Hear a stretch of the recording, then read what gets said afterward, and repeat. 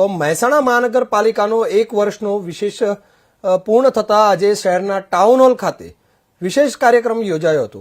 વર્ષ 2026ના પ્રથમ દિવસે આયોજિત આ કાર્યક્રમમાં રાજ્યના મુખ્યમંત્રી ભૂપેન્દ્ર પટેલ અધ્યક્ષ તરીકે ઉપસ્થિત રહ્યા હતા। આ કાર્યક્રમમાં દરમિયાન મહેસાણા જિલ્લામાં કુલ 836 કરોડ રૂપિયાના વિવિધ કાર્યોનું લોકાર્પણ કરવામાં આવ્યું હતું। મુખ્યમંત્રી ભૂપેન્દ્ર પટેલે પોતાના સંબોધનમાં વિકાસ અને વિકાસની રાજનીતિ અંગે વિસ્તૃત વાત કરી હતી। મુખ્યમંત્રી ભૂપેન્દ્ર પટેલે જણાવ્યું હતું કે ગુજરાત મહારાષ્ટ્રથી અલગ થયું ત્યારે પરિસ્થિતિ અલગ હતી અને ઘણા લોકોને ગુજરાતનો વિકાસ શક્ય લાગતો ન હતો। દરિયા કિનારો, ડુંગર અને રણ વચ્ચે આવેલા ગુજરાત માટે વિકાસ કરવો મુશ્કેલ માનવામાં આવતો હતો।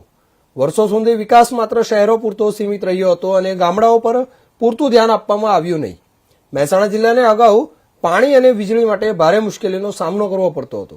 સાંજના સમયે વીજળી માટે લોકો માંગ કરતા હતા, પરંતુ આજે રાજ્યમાં 24 કલાક વીજળી ઉપલબ્ધ કરવામાં આવી છે તેમ મુખ્યમંત્રીએ જણાવ્યું હતું। મુખ્યમંત્રીએ કહ્યું કે વડાપ્રધાન નરેન્દ્ર મોદીએ ક્યારેય નાના સ્તરે વિચાર્યું નથી। તેમણે ગુજરાતના વિકાસનો પાયો મજબૂત બનાવ્યો છે। નાણાકીય વ્યવસ્થામાં આજે ગુજરાત સમગ્ર દેશમાં નંબર 1 છે। રાજ્યમાં 9 મહાનગરપાલિકાઓને મજબૂત બનાવવામાં આવી છે। આમાં શું છે, એક દિવસે આટલું બધું આપણે ટેવાયેલા નથી એમ પ્રોબ્લેમ આપણે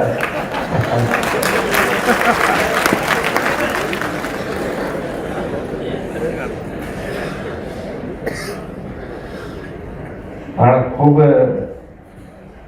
સારું મને એટલું લાગ્યું છે કે બધા શાંતિથી સાંભળે છે, છેક સુધીના મંદા જોઈન થયેલા હોય એવું બહુ ઓછું હોય।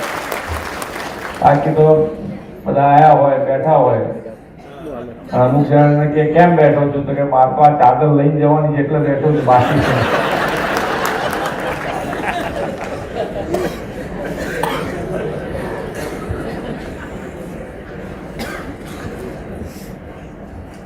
વિકાસ અને વિકાસની રાજનીતિ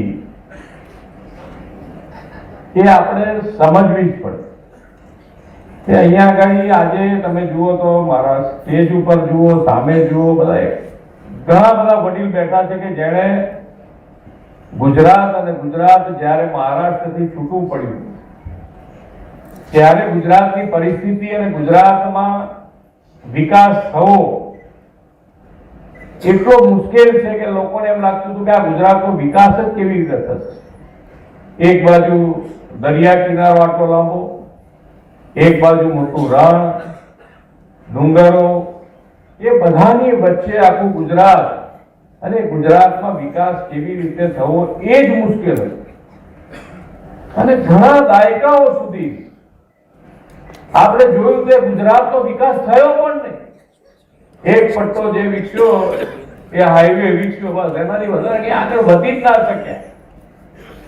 જેને પણ વિચાર્યું એ સિટી પૂરતું વિચાર્યું, નાનું વિચાર્યું। જ્યારથી માન્ય નરેન્દ્રભાઈને